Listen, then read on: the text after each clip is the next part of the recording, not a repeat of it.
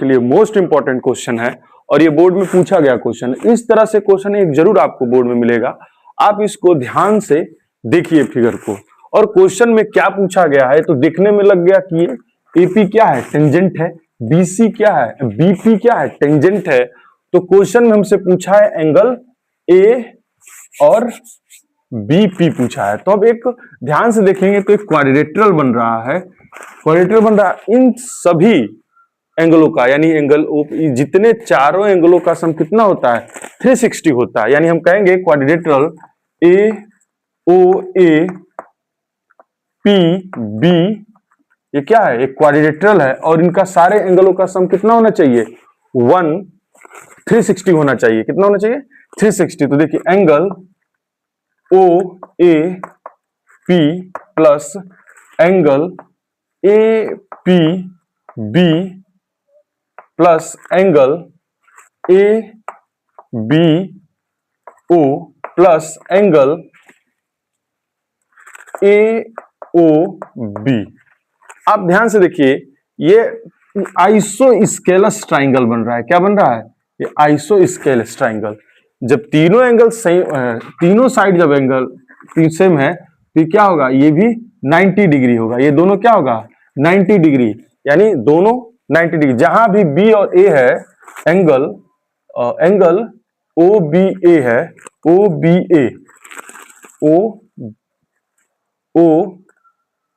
देखिए ये वाला बी और ए, ये दोनों कितना हो जाएगा 90 plus angle A P B plus ये कितना 90 प्लस इक्वल टू 360।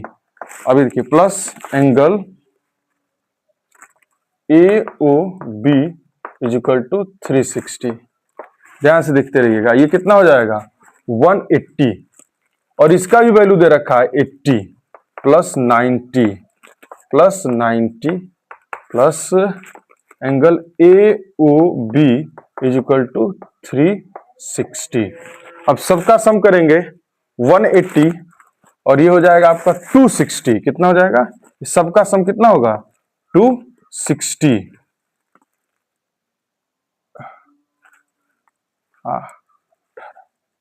18 और 8, ठीक है। ये कितना हो जाएगा, angle A O B is equal to 360, subtract करेंगे A B O B is equal to 360 minus 260, तो आपका आएगा 100 यानी एंगल ए ओ बी कितना आ गया 100 आ गया।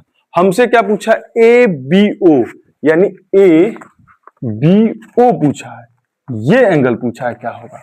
तो देखिए ध्यान से इस क्वेश्चन को देखिए, ये जब एंगल बन रहा है तो ये सब क्या होगा, इनका सम कितना होना चाहिए 180 होना चाहिए। और आप ध्यान से देखेंगे angle O A B is equal to है एंगल ए बी ओ के, क्योंकि दोनों क्या है सेम है। तो सम क्या होता है, तीनों एंगल का सम कितना होता है 180, यानी एंगल